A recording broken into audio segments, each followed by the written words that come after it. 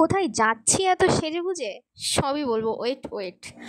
তো সেই দিন ছিল আমার একটা দিদির এঙ্গেজমেন্ট, তো সেখানেই চলে গেছি এত সেজেগুজে।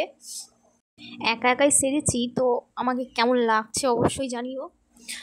তো আমরা ভেন্যুতে পৌঁছে গেছি, আর এখানে সবাইকে দেখতেই পাচ্ছ। ফটোগ্রাফার দাদা এখানে শট নিচ্ছে, আর এখানে দিদি দাদারও ফটোশ্যুট শুরু হয়ে গেছিলো। আর দুজনকে কি সুন্দর মানিয়েছে দেখো, খুবই সুন্দর লাগছে দুজনকে, কিউট কিউট। আর দাদা তো লজ্জা পাচ্ছিল ফটোশ্যুট করতে।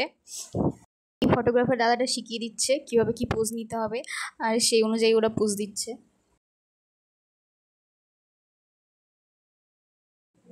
আমরাও এখানে বেশ মজা করেছিলাম, যেহেতু সব শট নিতে পারিনি তাই দেখাতে পাচ্ছি না। তো এখানে দাদা দিদির শট কমপ্লিট হয়ে গেছে।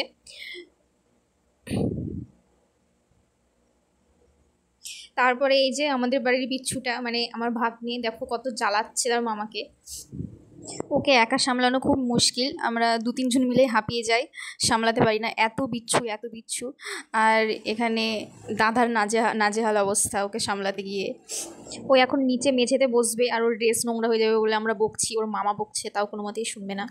ওইদিকে আঁটি বদল হচ্ছে, আর আমরা এইদিকে বসে আছি। এতটাই টায়ার্ড হয়ে গেছিলাম যে উঠে যাওয়ার মতো আর ক্ষমতা ছিল না আমাদের মধ্যে। তারপর সব শেষে চলে এসেছিলাম খেতে, আর খাবার দাবারও খুব সুন্দর ছিল। যেহেতু আমাদের 2 ঘন্টা জার্নি করে আবার বাড়ি ফিরতে হবে, তার জন্য আমরা খাওয়া শেষে বেরিয়ে পড়েছিলাম বাড়ির উদ্দেশ্যে। টাটা।